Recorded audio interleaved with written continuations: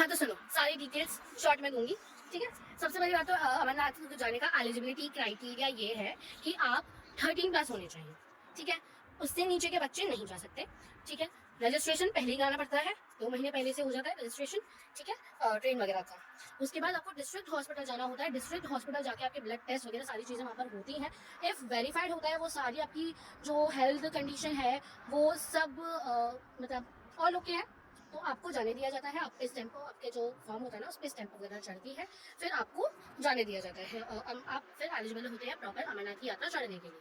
ठीक है, तो ये इसका क्राइटेरिया है एक तो कि 13 साल से ऊपर होने चाहिए और आपको डिस्ट्रिक्ट हॉस्पिटल जाके आपकी हेल्थ वगैरह जो है वो सारी ओके ओके होनी चाहिए। ठीक है, ये होता है वहाँ का क्राइटेरिया। और दूसरी बात ये कि 2 रूट है अमरनाथ जाने के। दैट इज, पहला तो है बालटाल जो कि 14 किलोमीटर्स का है। एक है पहलगाम जो 32 किलोमीटर्स का है। हम पहलगाम से गए थे, क्यों? क्योंकि देखो पहलगाम में ना ज़्यादा रुकने वगैरह की फैसिलिटीज़ आपको मिलती हैं, ज़्यादा फैसिलिटीज़। बालटाल में 1 दिन की ऊपर चढ़ाई, 1 दिन में ही वापस। वैष्णो देवी वाला केस है एक तरीके से, ये मान लो। ठीक है, क्योंकि 14 किलोमीटर वैष्णो देवी का भी है, 14 किलोमीटर बालटाल का भी है, तो ये वाली बात है। तो हम जब उधर कर आ रहे थे ना तो हम बालटाल से आए थे। अब उसमें वाला जो एरिया ना उसमें बहुत ज़्यादा डस्ट थी, इतनी ज़्यादा कि बस पूछो मत, काले पड़ गए थे हम लोग।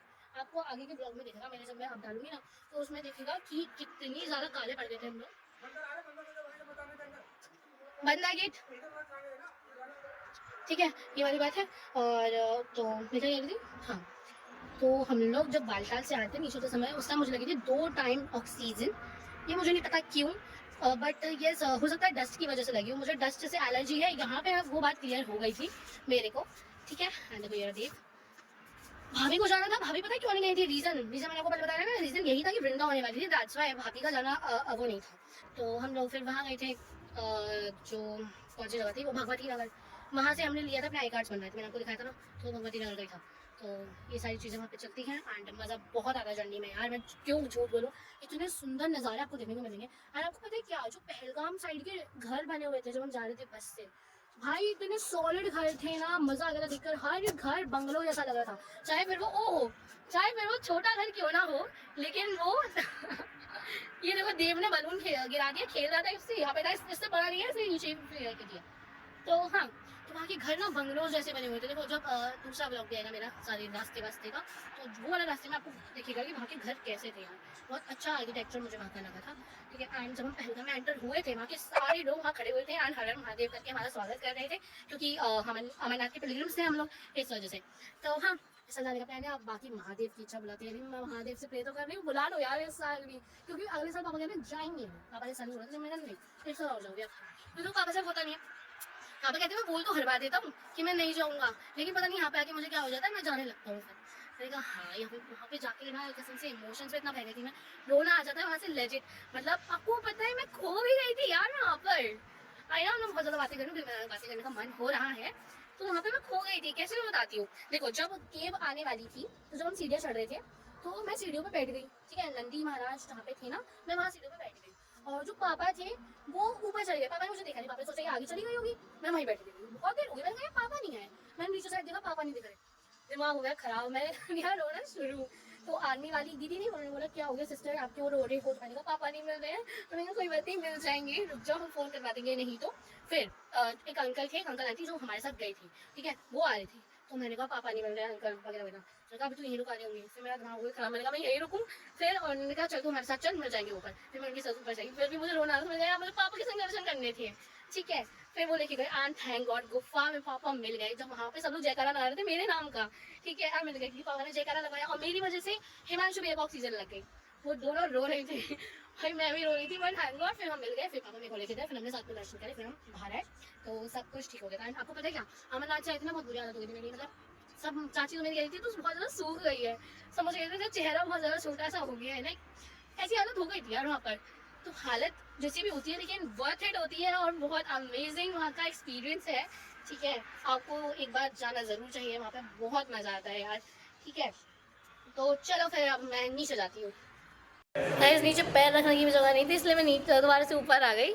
ठीक है, आप लोगों को एक और बात बताऊँ मैं, जब अमरनाथ से हम नीचे बालताल पर आ रहे थे ना, उतर ही रहे थे, आने वाला था मतलब एग्ज़िट आने वाला था, तो ना वहाँ पे वो थे, कौन, सॉरी नींबू पानी वाले थे। तो हमने ना नींबू पानी पी ही रहे थे, मैं वहाँ पे बैठी, तो हालत तो ख़राब हुई थी जैसे मैंने आपको बताया। और एक भैया थे, वो मुझसे पूछा था आप दिल्ली से हो, मैंने कहा नहीं मैं आगरा से हूँ। तो वो मुझसे कह रहे थे बच्चों का आना तो अलाउड नहीं है। मैंने कहा हाँ 13 साल से नीचे के बच्चों का आना अलाउड नहीं है, ठीक है।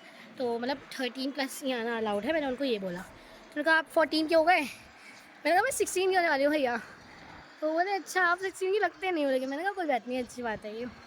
तो मतलब ऐसी हालत हो गई थी, अब समझ लो जब कि कोई मेरी एज नहीं बता पा रहा है वहाँ पर, तो मैं क्या ही बोलूँ। हाँ लेकिन जब हम गणेश चौक पे चढ़ रहे थे तब एक अंकल ने मेरी एज गैस कर ली थी, जब मैं ऑक्सीजन लगवा रही थी। तो बोला तुम 15-16 साल की तो होंगी, मैंने कहा हाँ अंकल। तो वहाँ पे इतना मज़ा आया था, लेकिन जब हम चल रहे थे ना तब बहुत सच में बहुत अच्छा मज़ा आ रहा था वहाँ पर। एक्चुअली बात ये थी जहाँ जहाँ मेरी हालत ख़राब हो रही थी ना, वहाँ पे लोग थे साथ देने के लिए। बहुत सारे लोग मुझे देख के रुके, क्योंकि हाँ हालत ख़राब हुई थी। एंड मेरे ख्याल से पता है मैंने नोटिस किया कि वहाँ पर सबसे छोटी मैं ही थी। मतलब मेरे बराबर को कोई बच्चा नज़र मुझे नहीं आ रहा था वहाँ पर। मैं क्या ही बोलूँ, आ भी रहे हो तो मुश्किल से 4-5 ही आए होंगे, वरना मुझे बच्चे नज़र वहाँ पे बहुत ही कम आए थे, ठीक है। ये बात थी वहाँ पर। तो अब तुम ये लगा लो मेरी हालत क्या हो गई थी एंड कैसी दिख रही होंगी मैं उस टाइम पर, जब उन्होंने ये कह दिया कि तुम 14 की भी नहीं दिखती हो यार। तो देख लो ये कंडीशंस हो गई वहाँ पे मेरी, ठीक है। एंड यस, चलने की प्रैक्टिस मैंने बहुत करी थी अमरनाथ से पहले यार। मैं रोज़ छत पर 2-2 3-3 घंटे लगा कर आती थी, सिर्फ टहलने के लिए नहीं। हाँ मैं कुछ ना कुछ कर ही रही होती थी इस वजह से। पर फिर भी यार देखो जो हालत हुई, क्योंकि देखो अभी यहाँ पे ग्रेविटी है बहुत ज़्यादा, ठीक है, ऑक्सीजन है, चलो बहुत आसानी है यार। लेकिन जब वहाँ जाते हैं ना हम, मुश्किल होता है ऑब्वियसली। मैंने लाइन बोली है ब्लॉग में कि पहाड़ दिखने में जितने सुंदर लगते हैं ना, चढ़ने में उतने ही कठिन है। ये तो बर्फ़ में हम इतनी बार गिर रहे थे, तो पापा के फ्रेंड हैं वो भी गए थे, तो वो अंकल और वो आंटी भी पहली बार गई थी वो वाली। तो उन आंटी के साथ और अंकल के साथ इतना मज़ा आ रहा था भाई, हम लोग बर्फ़ में इतना खेले हैं ना। इवन बर्फ़ में तो हम बार गिरे ही जा रहे थे यार, इतना मज़ा आ रहा था वहाँ पर। तो बर्फ़ में भी बहुत मज़ा आया। तो ये मज़ा तो आता है। और पता है एक बात और बताऊँ, वहाँ पे ना एक भैया और आए हुए थे अपना वाइट कलर का कबूतर लेकर। मैंने कहा वो उसको यहीं छोड़ के जाएंगे, यहाँ के कबूतरों से उसको मिलवाएंगे। तो देखो जब अमरनाथ की केव में पहुँची मुझे वहाँ पे एक वाइट वाला दिखा, एंड दिखना शुरू होता है वहाँ पे। वो तो अमर है यार ऑब्वियसली, वो वाले कबूतर बहुत मुश्किल से दिखते हैं यार, वो सबको दिखना आसान भी नहीं होते। तो यही बात थी। एंड आपको पता है आपने अगर न्यूज़ सुनी हो तो 1.5 लाख जब लोग दर्शन कर चुके थे अमरनाथ के, तो वहाँ की शिवलिंग पिघल गई थी। वहाँ की शिवलिंग पिघल गई थी, हमारी किस्मत अच्छी थी, हम मिल रहे थे। और आपको पता है क्या, टच वर्ड, मेरे पापा की किस्मत इतनी अच्छी है, जब भी मेरे पापा अमरनाथ से आते हैं ना तब कुछ ना कुछ वहाँ पे हो जाता है। पिछली बार भी ये हुआ था जब पापा अमरनाथ से आए थे, बादल फट गया था वहाँ पर। ये सारी कंडीशंस हुई थी वहाँ पर। तो ये सारे जो नेचुरल कैलामिटीज़ होती है ना वहाँ पर, कसम से बता नहीं सकते कि नेचुरल कैलामिटीज़ का कुछ भी अता पता नहीं होता, बहुत ज़्यादा अनसर्टेन होती है, अनप्रेडिक्टेबल होती हैं। तो यस कुछ भी हो सकता है। मज़ा बहुत आता है। वहाँ की सिक्योरिटी बहुत ज़्यादा थी, ठीक है, ऐसा नहीं है वहाँ पर सिक्योरिटी नहीं होती, ओबियसली बहुत ज़्यादा सिक्योरिटी, हर कदम कदम पर सिक्योरिटी है, हर कदम कदम पर हॉस्पिटल है, ठीक है। अगर आपको कुछ हो रहा है तो वहाँ के मिलिट्री वाले फ़ोन मिला देते हैं, एंड दैट ऑक्सीजन वाले जो भैया थे ना, वो तुरंत आ जाते हैं आपको लेने के लिए, आपको ऑक्सीजन चढ़ाने के लिए उसके साथ आते हैं वो सारी चीज़ों के लिए। तो ये वहाँ पर कंडीशन रहती है, सारी सिक्योरिटी सारी फैसिलिटीज़ वहाँ पे आपको मिलती हैं, ठीक है। एंड यस बाकी तो आप ब्लॉग में देख ही लोगे यार, ठीक है। तो आई होप आपको अमरनाथ के ब्लॉग में मज़ा आ रहा होगा, आप इन्जॉय कर रहे होंगे।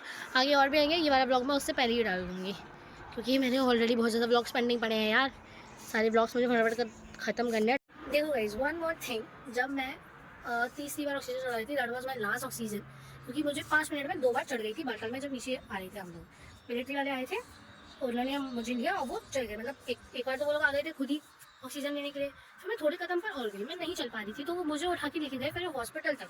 वहाँ पे मैंने लगवाई, बड़ा वाला सिलेंडर था, उससे मेरी ऑक्सीजन चढ़ रही थी, ठीक है। एंड मैं अंकल से बार पूछ रहे थे अंकल हो गया, क्योंकि मैं पापा की शर्ट देख रही थी, पापा हो गए टेंस्ड, ठीक है। एंड देखो बात ये थी कि बहुत लंबा सफर था, जब अमरनाथ हमें जाना था, लाइक जब हम ट्रेन वगैरह में बैठे थे, ट्रेन से होने मेरी झटके आ रहे थे, मैं आगे पीछे यही हो रहा था मेरे साथ। एंड पापा भी फिर डॉक्टर से पूछ रहे थे ये इसको क्या हो रहा है बार बार, क्योंकि मेरे साथ यही हो रहा था, मैं गिरी जा रही थी बार बार। तो फिर उन्होंने बताया कि हो जाता है कभी कभी, क्योंकि देखो मेडिकल कंडीशन ही ऐसी हो गई थी यार बार बार, तो मैं हो जाता है कभी कभी इफेक्ट इस चीज़ का, इफेक्ट एंड अफेक्ट में फर्क होता है ना, तो वो वाली बात थी। एंड आपको पता है जब मैं अंकल से बार बार ऑक्सीजन हो गई, अंकल हो गया, ही वाज लाइक चैन से ऑक्सीजन चढ़वाई जा रही तुमसे, कहाँ जाने की जल्दी है। तो ये वाली बात है। तो हमने कहा तू बैठ जा शांति से, पहले तो चढ़वा ले, चाहे 2 दिन हम लेट हो जाए कोई बात नहीं, पहले हेल्थ ज़रूरी है। उस टाइम भाई पहली बार मैंने सबको इतना टेंशन देखा था। एंड शेषनाग से पहुँचने से पहले ना सबको ऐसा लगा था मुझे ऑक्सीजन चढ़ी रही है, क्योंकि उस टाइम वो बोल रहे थे मिलिट्री वाले कि इसको ऑक्सीजन चढ़वा दो। तो ऑक्सीजन उस टाइम मैंने मना कर दी थी नहीं चढ़वानी, क्योंकि उस समय ऑक्सीजन लेवल ठीक था, उन्होंने चेक कर लिया था। ठीक है, तो वो सब लोग टेंस हो गए थे, तो गए थे यार, क्योंकि हम भी चढ़ भी गए थे, क्योंकि देखो सब लोग आगे चले गए, टेंट में चले गए थे सब लोग शेषनाग पर। एंड तो जब टेंट में सब लोग पहुँचे तो हम लोग लेट पहुँचे थे। तो सब लोग आए डरते डरते कि इसको ऑक्सीजन चढ़िए, इसको क्या हो गया वगैरह वगैरह, ठीक है ना। तो मैंने कहा हाँ मैं ठीक हूँ। एंड ऊपर से यहाँ से मेरी मम्मी ने सबको फ़ोन करके बता दिया कि मैंने थी तबीयत खराब हो गई, मैंने तो ऑक्सीजन होगी। इवन मेरे दोस्तों को भी बता दिया, मेरे दोस्त भी इतने परेशान। फिर मेरे दोस्तों का मम्मी ने बताया कि तेरे दोस्तों से बात करना सारे। तो मैंने कहा मैं वहीं पर आके बात करूँगी। फिर मैं जब स्कूल गई ना तो मैंने उनसे बात करी, उससे उनकी छुट्टियाँ तो चली गई थी। फिर मैंने उनसे बात करी एंड आई सेड कि हाँ यार सब ठीक ना। इवन मामा मामी सबका फ़ोन आ गया मेरे पास, ठीक है तू, मैंने कहा हाँ यार मैं ठीक हूँ। एंड मेरी शक्ल उन्होंने उस टाइम देखी थी जब क्योंकि देखो जब हम अमरनाथ पे केव में चढ़ रहे थे ना, तब हमने किया है वीडियो कॉल। वीडियो कॉल पे मैं बात करने लायक उस टाइम मेरे को नहीं थी, हालत बहुत ख़राब थी मेरी। सब लोग कहते सूख गई है ये तो लोगों को टेंशन तो हो ही जाती है। तो ये वहाँ का जो था क्राइटेरिया ना, बहुत अच्छा एक्सपीरियंस, वंडरफुल एक्सपीरियंस। इवन थो कि मैं बीमार हुई बट वर्थ इट था यार वो सब। मैं जो भी कहूँ, जब केव में पहुँच के आपको बढ़िया दर्शन मिल जाए, इतनी मेहनत करने के बाद जब आपको बढ़िया दर्शन मिल जाए, तो यार क्या ही चाहिए फिर जीवन में, है ना। तो मज़ा आया यार वहाँ पर। तो इसी के साथ मैं इस ब्लॉग को यहीं बैंड करती हूँ। उम्मीद है आपको ये ब्लॉग पसंद आया होगा। पसंद आए तो लाइक कर देना, चैनल पे न्यू हो तो सब्सक्राइब कर देना। तो then bye and take care.